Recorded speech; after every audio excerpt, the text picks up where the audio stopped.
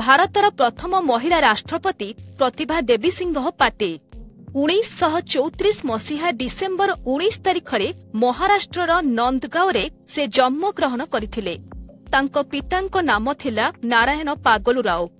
ଜଣେ ମରାଠା ହୋଇଥିଲେ ମଧ୍ୟ ନାନା ସାହେବ ନାମରେ ସେ ପରିଚିତ ଥିଲେ। ପରିବାରର 7 ଜଣଙ୍କ ମଧ୍ୟରେ ପ୍ରତିଭା ପାଟିଲ ଏକମାତ୍ର କନ୍ୟା ଥିଲେ।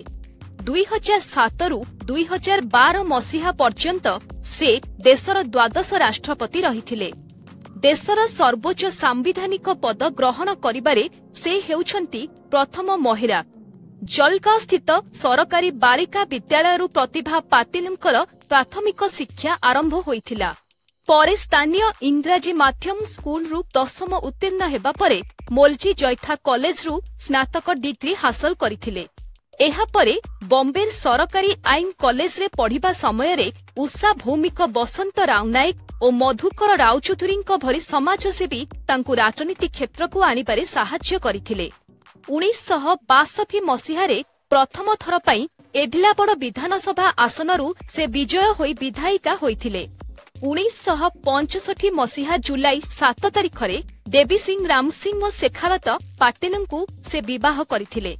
ବିବାହ ପରେ ସ୍ୱାମୀଙ୍କ ପ୍ରତିବନ୍ଧକ ନଥିବାରୁ ରାଜନୀତିରେ ସକ୍ରିୟ ଥିଲେ ପ୍ରତିଭା ପାଟିଲ।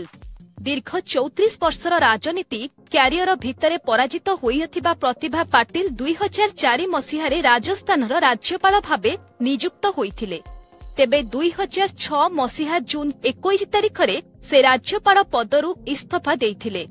2007 ମସିହା ଜୁଲାଇ 25 ତାରିଖରେ ତତ୍କାଳୀନ ରାଷ୍ଟ୍ରପତି ଡକ୍ଟର ଏପିଜେ ଅବଦୁଲ କଲାମ ତାଙ୍କୁ ଭାରତର ପ୍ରଥମ ମହିଳା ରାଷ୍ଟ୍ରପତି କ୍ଷମତା ହସ୍ତାନ୍ତର କରିଥିଲେ।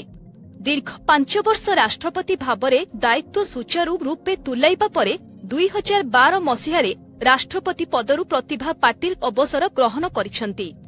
ଆଜିର ଜନ୍ମଦିନରେ ଦୀର୍ଘାୟୁ ଓ ନିରାମୟ ଜୀବନ କାମନା କରିବା ସହ ଭାରତର ପ୍ରଥମ ମହିଳା ରାଷ୍ଟ୍ରପତି ପ୍ରତିଭା ଦେବୀ ସିଂହ ପାଟିଲଙ୍କୁ ଅନେକ ଅନେକ ଶୁଭେଚ୍ଛା ଓ ଶୁଭକାମନା।